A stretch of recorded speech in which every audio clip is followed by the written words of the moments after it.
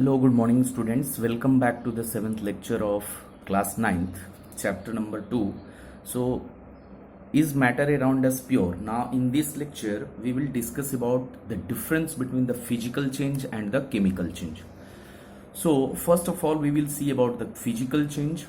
See here, physical change, it brings about change in physical properties. Physical property like shape, size, appearance, etc.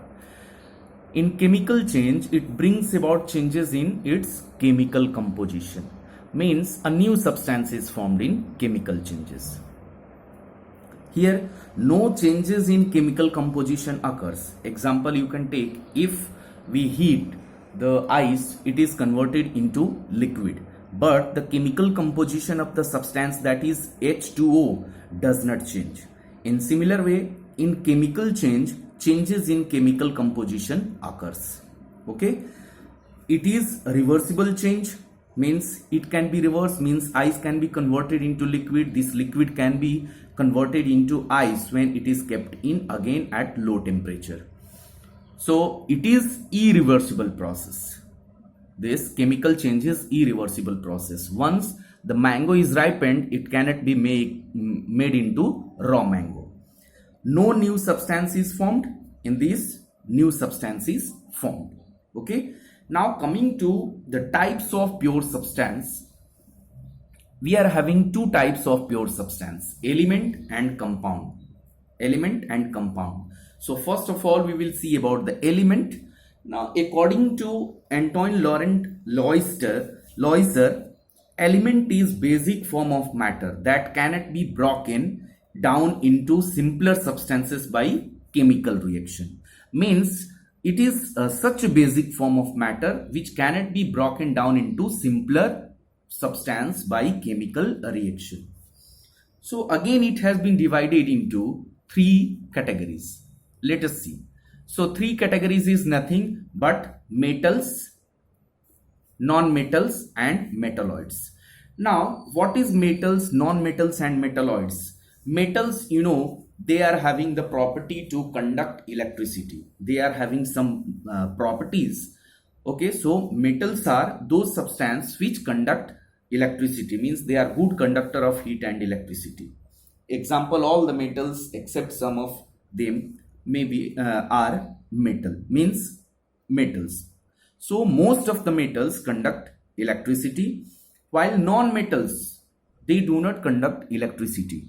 Okay, and metalloids are the substances which have the properties of both metal and non-metal, means they act as a both metallic as well as non-metallic substance on a particular temperature. So what is the properties of metal? First of all, we will see the properties of metal. They have luster, means they have a shining surface. They have silvery gray or golden yellow color. They conduct heat and electricity, means heat and electricity can pass through it. You can take example, if you take a rod and if you heat its one end, the other end of the rod will be also heated. Means heat is transferred from one end to the another end. They are ductile, means this can be drawn into wire. Due to this property, all these copper metals are converted into wire. Then they are malleable, means they can be converted into thin sheets. They can be hammered into thin sheets. Okay. They produces ringing sound. When some metals falls from a height, you might have observed that it produces a ringing sound. It produces a metallic sound. So that is called as, they have property of sonorous.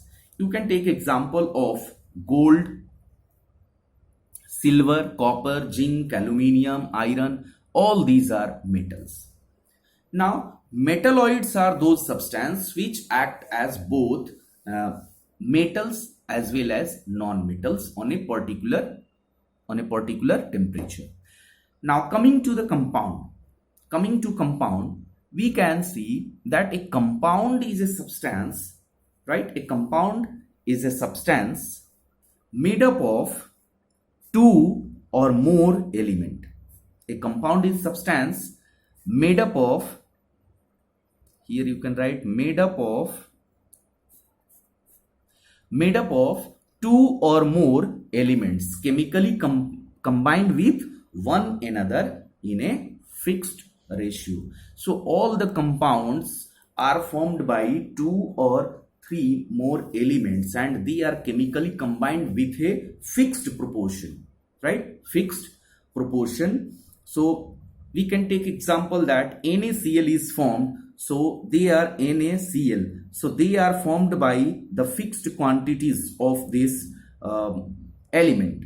So 23 having atomic mass 23 and of Na, and chlorine is having 35.5. So they are formed by the fixed number of these atoms, fixed number of the fixed proportion you can see. Okay, so today we are completing this here chapter number 2 is completed. So in upcoming lecture we will see the next chapter. Till then, you stay home, stay safe. Thank you.